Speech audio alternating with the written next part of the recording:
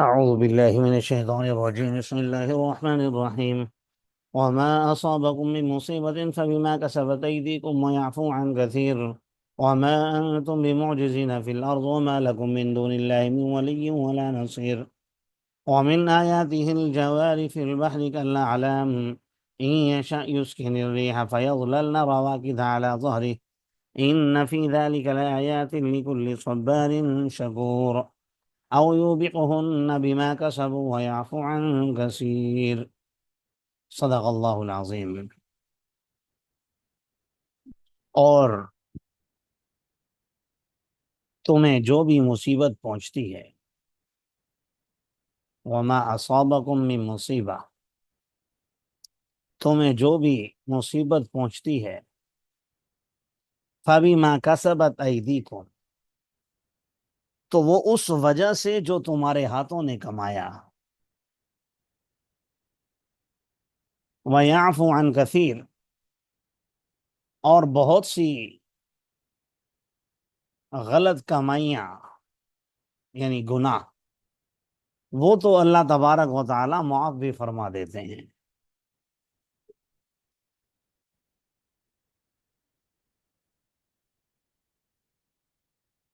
ایسی ہی آیت کی آپ نے پیچھے پڑھی تھی، ظہر الفساد فی البر والبحر بما کسبت ایدی الناس، کہ لوگوں کی بدعمالیوں کی وجہ سے بر و بحر میں فساد پھیل گیا۔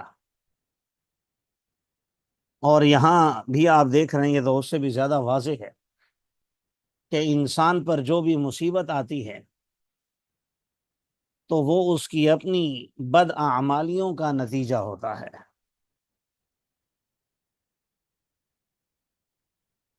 لیکن اس مضمون کو اگر ہم دوسری روایات میں، دوسری آیات میں دیکھیں اور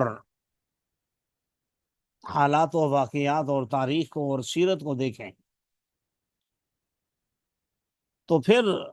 مسئلہ تھوڑا سا ہمارے سامنے دھندلا سا ہو جاتا ہے، واضح نہیں ہوتا، تو اسے واضح کرنے کی ضرورت ہے۔ مثال کے طور پر مصائب تو بظاہر دیکھنے میں انبیاء پر بھی آئے ہیں، رسول اللہ صلی اللہ علیہ وسلم کی پوری زندگی قسم پرسی کے عالم میں اور فقر و فاقہ کے ساتھ اور حالات و واقعات اور پریشانیوں کے ساتھ گزری ہے، اور آپ نے ہنس کھیل کر گزاری ہے کہ کوئی مسئلہ نہیں ہے۔ اسی طرح ایک صحابی نے کہا، یا رسول اللہ، مجھے آپ سے محبت ہے، تو آپ نے فرمایا کہ پھر تم تیار ہو جاؤ ان فقر و فاقہ کے لیے۔ وہاں یہ الفاظ ہیں۔ بہرحال مفہوم حدیث کا یہ ہے کہ ان پریشانیوں کے لیے، مصائب کے لیے جو اس شخص کی طرف اس طرح آتے ہیں جیسے پانی اپنے بہاؤ کی طرف بہتا ہے، تو اس شخص پر جو ہم سے محبت کرتا ہے اس پر یہ ایسے آتی ہے۔ اسی طرح حالات حاضرہ میں بھی اگر آپ اپنا جائزہ لیں، جب آپ ایک مست زندگی گزار رہے ہوتے ہیں، لاپرواہی کی اور خود غرضی کی اور کوئی پتہ نہیں ہے، بس چل رہے ہیں، تو بظاہر پریشانیاں کم ہوتی ہیں، لیکن جب آپ راہ راست پر آنے لگتے ہیں للہ فی اللہ، تو پھر پریشانیاں آنے لگ جاتی ہیں۔ سچائی کے راستے پر جیسا کہ آپ سنتے ہیں کہ چلنا مشکل ہوتا ہے، وغیرہ وغیرہ۔ اب ان چیزوں کو دیکھیں تو ایسا محسوس ہوتا ہے کہ بد اعمال جو لوگ ہوتے ہیں ان پر مصائب کم اور نیک لوگوں پر زیادہ آتے ہیں، حالانکہ قرآن کی آیت واضح طور پر یہ کہہ رہی ہے، فَبِمَا كَسَبَتْ أَيْدِيكُمْ وَيَعْفُو عَنْ كَثِيرٍ۔ تو پہلی بات یہ ہے کہ دو قسم کے مصائب ہیں. ایک ہیں رفع درجات کے لیے، اللہ تعالیٰ کسی انسان کو کسی مقام اور مرتبے تک پہنچانا چاہتا ہے، اور اس انسان میں وہ مرتبہ حاصل کرنے کی استعداد نہیں ہوتی، تو اللہ تبارک و تعالیٰ وہ استعداد پیدا کرنے کے لیے اس انسان پر مصائب کو بھیجتا ہے. اسی طرح کسی انسان پر گناہ ہے، گناہ بہت زیادہ ہیں، زندگی اس کی کم ہے، تو اب ان گناہوں کو ختم کرنے کے لیے بھی اللہ تبارک و تعالیٰ اس پر مصائب کو، بیماریوں کو مسلط فرماتے ہیں تاکہ اس کے گناہ دھل جائیں، اور جب وہ میرے پاس آئے تو بالکل گناہوں سے پاک صاف ہو کر آئے. تو ایک یہ ہے رفع درجات کے لیے. اچھا، یہ جو میں اب تفسیر کر رہا ہوں تو یہ جو ہمیں خطاب ہے وما اصابکم میں، ظاہر ہے اس میں انبیاء تو داخل نہیں ہیں، انبیاء تو گناہوں سے معصوم ہوتے ہیں، آپ حضرات پڑھ چکے ہیں، تو یہاں انبیاء کی بات نہیں ہے. باقی ایک ذہن میں سوال ہوگا کہ انبیاء پر مصائب کیوں آتے ہیں اور پریشانیاں کیوں آتی ہیں؟ تو ان پر پریشانیاں اللہ کا قرب حاصل کرنے کی وجہ سے اور اللہ کے نزدیک مزید ان کی درجات میں بلندی کے لیے اللہ تبارک و تعالیٰ بھیجتے ہیں. بہرحال یہ جو دو کیٹاگریز ہیں جو میں نے بیان کی کہ رفع درجات کے لیے اور دوسری جیسے میں آگے عرض کروں گا، تو یہ انسانوں کے اعتبار سے ہے، عام امتیوں کے اعتبار سے، کیونکہ خطاب امتیوں کو ہے. دوسری بات کہ مصائب آتے ہیں فَبِمَا كَسَبَتْ أَيْدِيكُمْ، انسان کی بداعمالی کی وجہ سے. اب سوال یہ پیدا ہوتا ہے کہ ہمیں کیسا پتہ چلے گا کہ مجھ پر جو مصیبت آئی ہے یہ میرے رفع درجات کے لیے ہے یا میرے کسی گناہ کی سزا ہے؟ تو اس میں پہلی بات تو یہ کہ آپ اپنا جائزہ لیں، آپ کس فہرست میں کھڑے ہیں. اگر آپ نیک لوگوں کی فہرست میں ہیں تو پریشان ہونے کی ضرورت نہیں ہے رفع درجات کے لیے، اور اگر گناہ گاروں کی فہرست میں ہیں تو پھر آپ کو سنبھل جانا چاہیے، کیونکہ آپ کے اعمال کا نتیجہ ہے جو آپ پر ظاہر ہو رہا ہے. بعض حضرات نے اس کی ایک اور بھی وجہ ذکر کی ہے کہ بسا اوقات، ایک اور انداز میں نے بیان کیا ہے، بسا اوقات انسان پر مصیبت آتی ہے اللہ کا قرب حاصل کرنے کے لیے، اللہ اسے اپنے قریب کرنا چاہتے ہیں، اور بسا اوقات مصیبت آتی ہے کہ اللہ اسے دور کرنا چاہتے ہیں، اللہ اسے دنیا میں اس کے گناہوں کی جھلک دکھانا چاہتے ہیں سزا کی. آخرت کی سزا تو بہت بڑی ہے، کئی مقام پر آپ پڑھ چکے ہیں. اب یہاں بھی وہی سوال کہ ہمیں کیسے پتہ چلے گا کہ یہ سزا اللہ کا قرب حاصل کرنے کے لیے ہے یا اللہ کی طرف سے بطور عذاب اور غضب کے مجھ پر بھیجی گئی ہے؟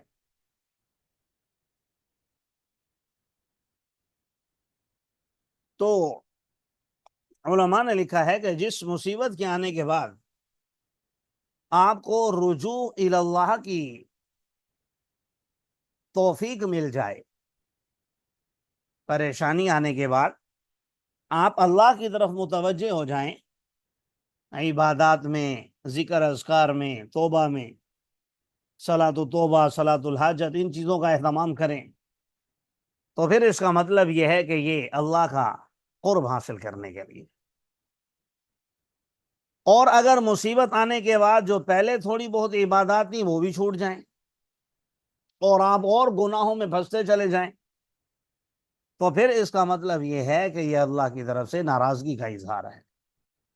جیسا کہ بعض لوگ، ہوتا بھی ہے، کوئی ڈرامہ دیکھ رہے ہیں، فلم دیکھ رہے ہیں، یا اور کسی غلط ایکٹیویٹی میں لگے ہوئے ہیں، جب سمجھایا جائے تو بھائی میں بہت ٹینشن میں ہوں، ٹینشن دور کرنے کے لیے میں یہ دیکھ رہا ہوں، تو اس کا مطلب یہ ہوا کہ اللہ تبارک و تعالی آپ پر اپنی حجت کام کرنا چاہتے ہیں، آپ کے گرد اپنا شکنجہ کسنا چاہتے ہیں،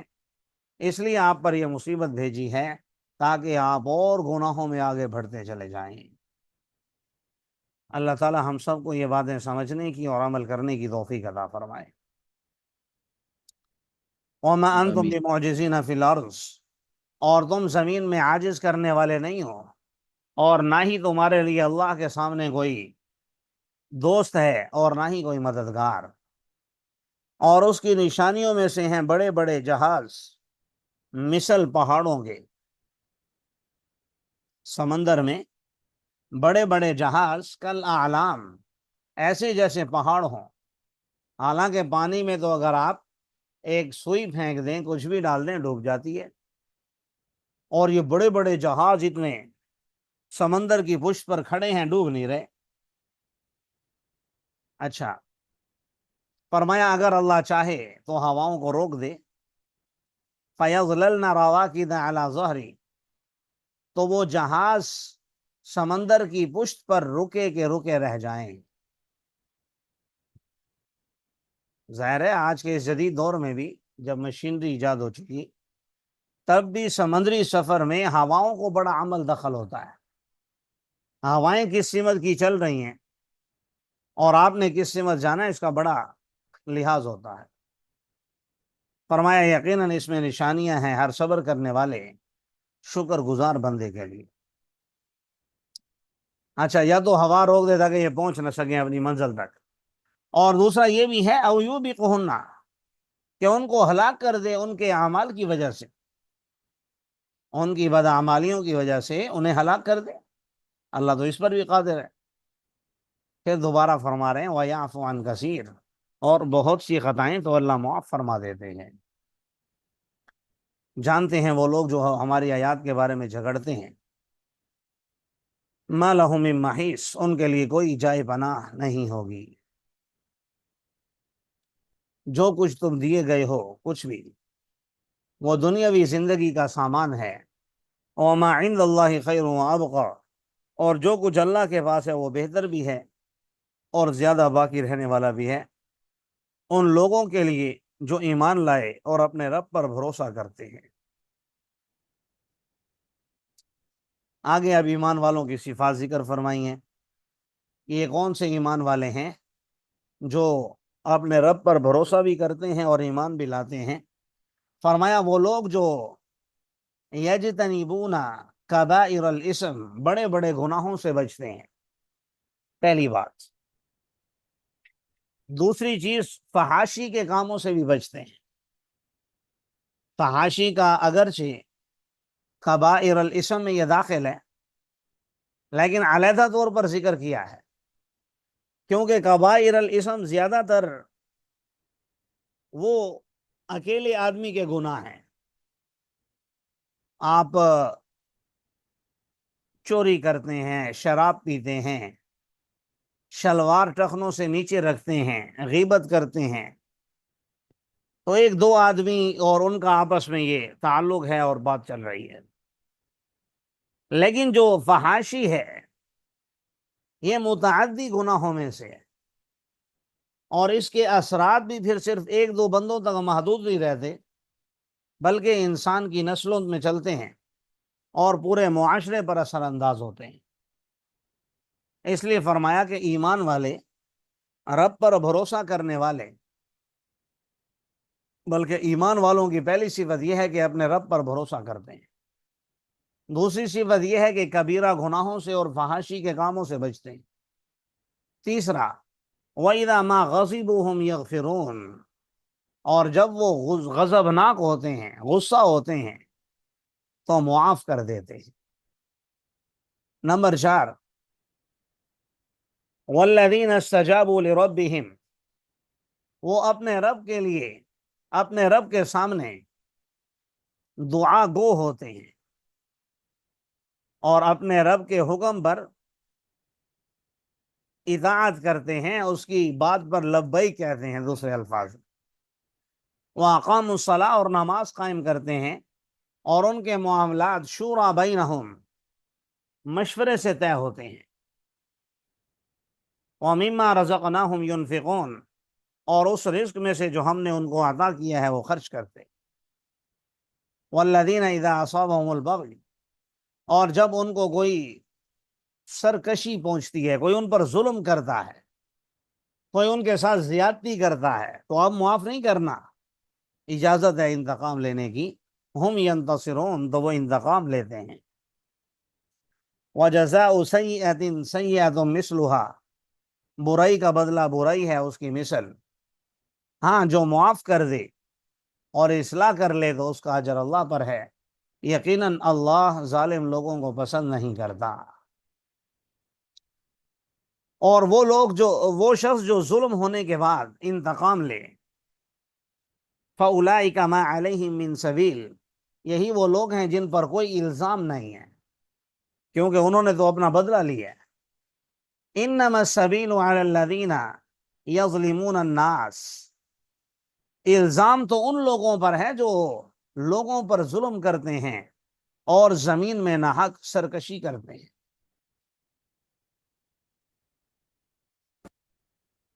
اولئک لہم عذاب علیم،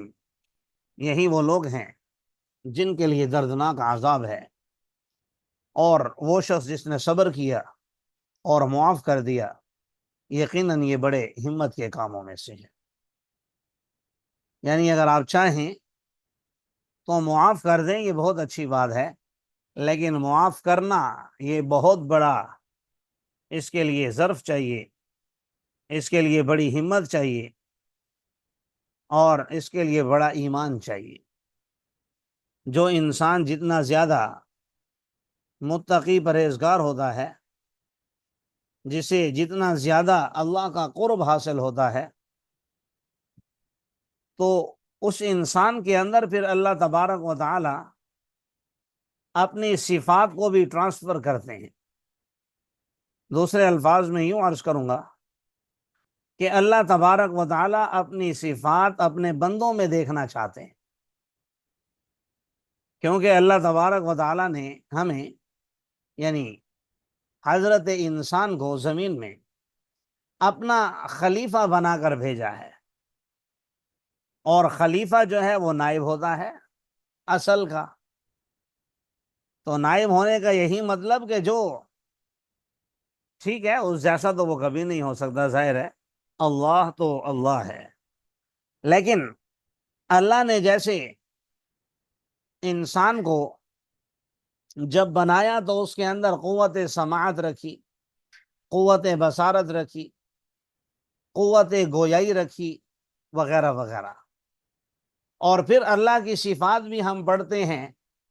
کہ اللہ سمیع بھی ہے، بصیر بھی ہے، خبیر بھی ہے، لیکن ظاہر ہے اللہ کے سمیع ہونے میں اور ہمارے سمیع ہونے میں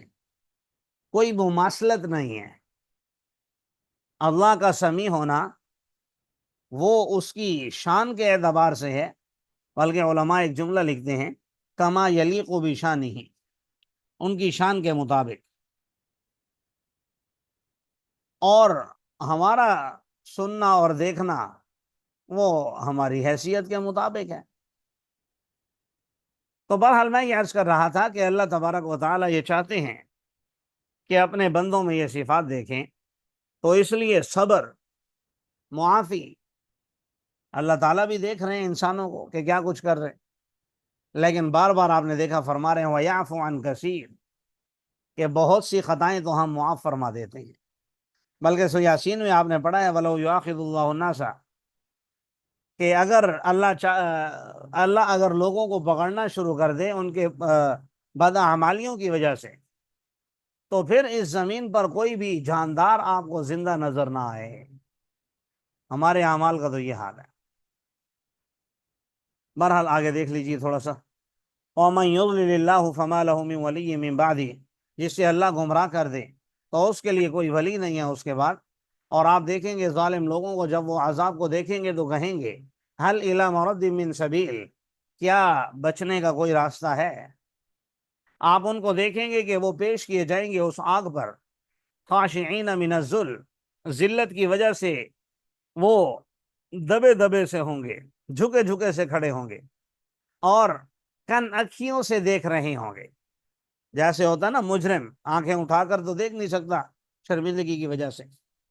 تو کہیں گے وہ لوگ ایمان لائے، وہ لوگ جو ایمان لائے وہ کہیں گے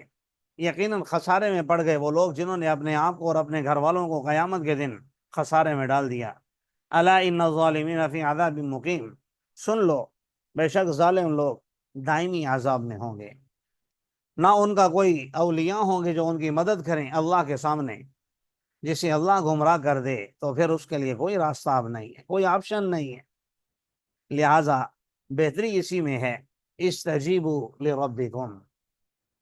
اپنے رب کے احکامات پر، اپنے رب کے حکم پر لبیک کہہ دو، بس جواب دے دو، اطاعت کر لو، اس سے پہلے کہ وہ دن آ جائے جس میں اللہ سے کوئی بچنے کا جھانس نہیں ہوگا۔ ما لکم من ملجأ یومئذ، اور اس دن تمہارے لیے کوئی جائے پناہ بھی نہیں ہوگی، اور تمہارے لیے کوئی اعتراض کرنے والا بھی نہیں ہوگا، یعنی کوئی اعتراض کر کے تمہیں بچا لے ایسا بھی نہیں ہوگا۔ فرمایا اگر وہ اب بھی اعراض کریں تو ہم نے آپ کو ان پر کوئی نگہبان بنا کر نہیں بھیجا، نہیں ہے آپ پر مگر واضح طور پر پیغام پہنچانا۔ یقیناً انسان کی یہ طبیعت ہے کہ جب ہم انسان کو اپنی طرف سے رحمت چکھاتے ہیں تو اس پر خوش ہو جاتا ہے،